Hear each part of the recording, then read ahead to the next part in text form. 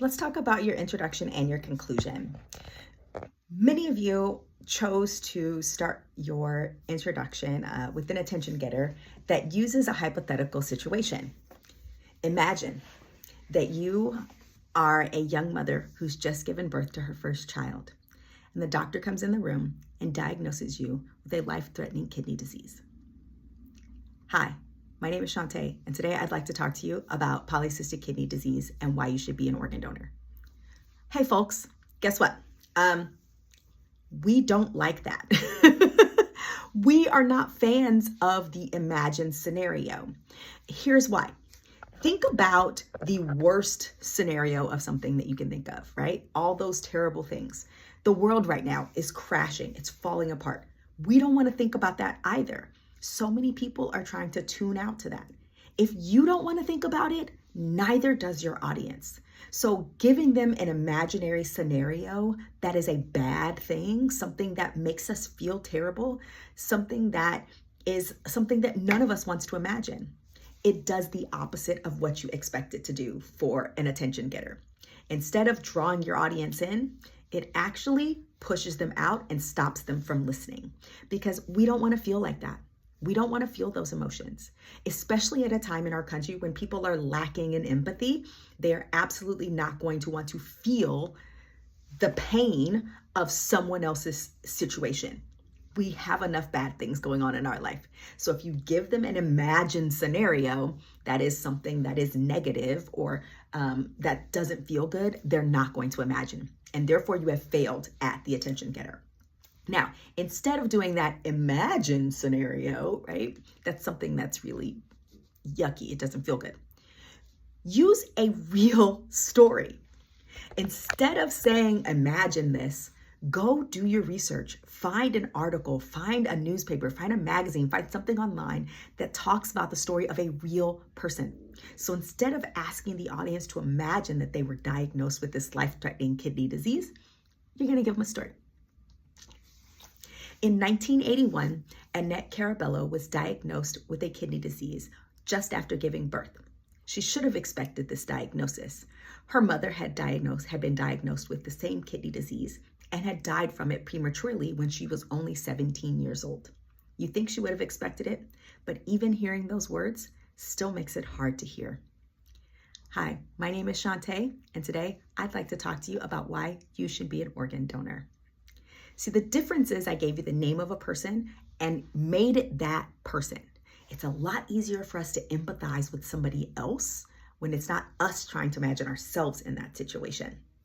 And so give us a person, give us a real person. Many of you are talking about things like immigration, student loans, racism. These are really big topics, and nobody wants to imagine that.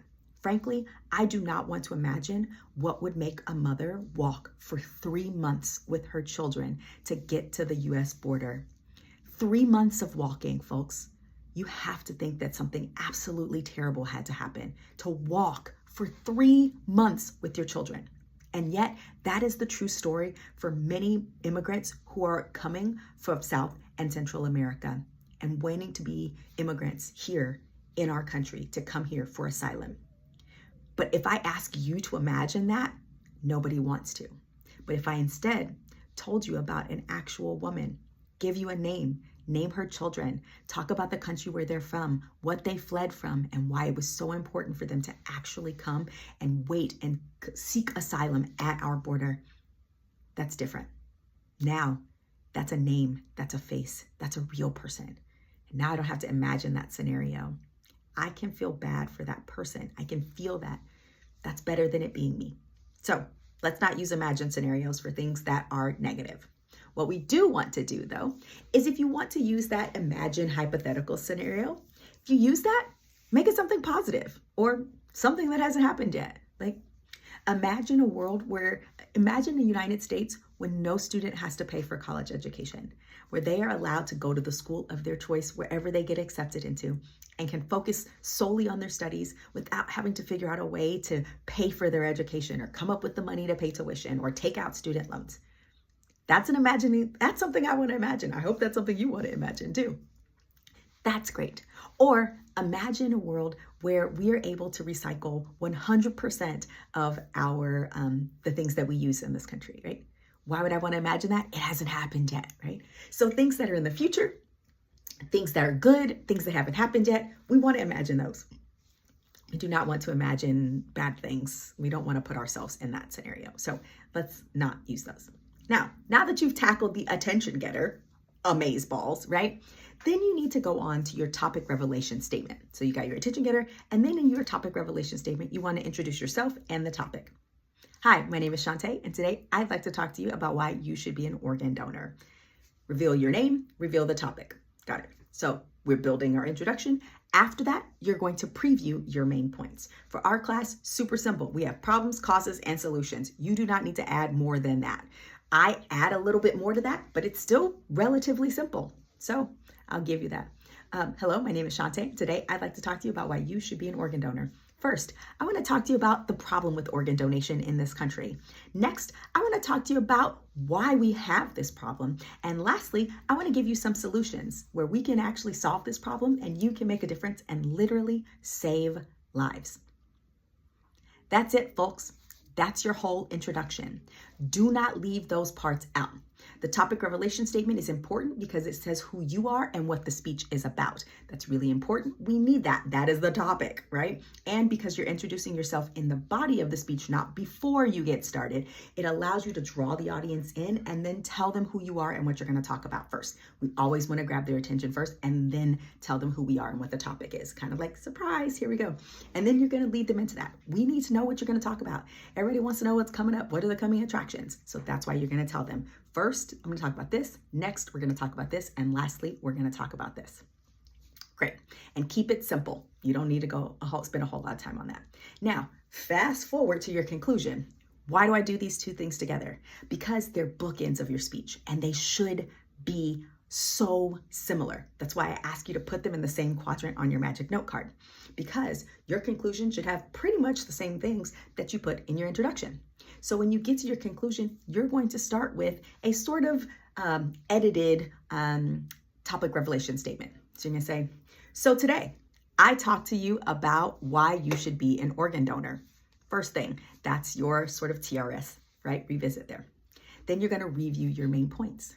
First, I talked to you about the problem with organ donation in this country.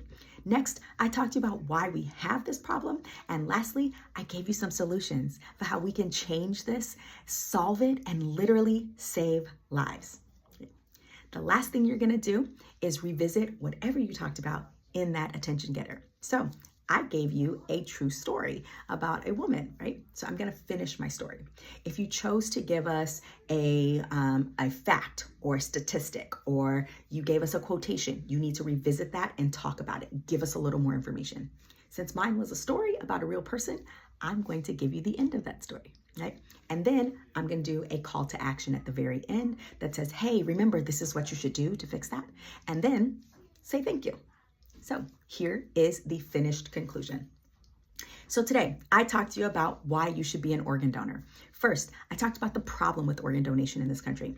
Next, I talked about why we have this problem. And lastly, I gave you some solutions for what you can do to save lives, literally, and help people. So Shaunte Caraballo, after she was diagnosed when she was 21 years old, she spent a number of years fighting through her illness and even spent 6.5 years on dialysis. However, in 1999, she was given a kidney transplant. A family who lost their son in a tragic motorcycle accident generously decided to donate his organs. 7 people's lives were saved that day because of their generous gift. You can be that person. After you've lived a good long life and you no longer need your organs, please donate them to somebody who needs them. Sign up to be an organ donor today and save lives. Thank you. See, folks, super simple. Doesn't require a lot. Keep it easy. Keep it short. You just want to make sure that you match what you said in your introduction, because that is what your audience is going to remember. They remember the first thing you said and the last thing you said. And if the last thing is what they remember, then it triggers them to remember all that stuff that you talked about in the body of the speech. So make sure your introduction and your conclusion are solid. You want to start strong and finish strong. And please say thank you at the end. Do not throw away all that hard work. You've killed your speech. You've been amazing. Do not screw it up and ruin it by saying, and that's all I got. Thank you, and be proud. Stand there with a smile on your face because you just killed it.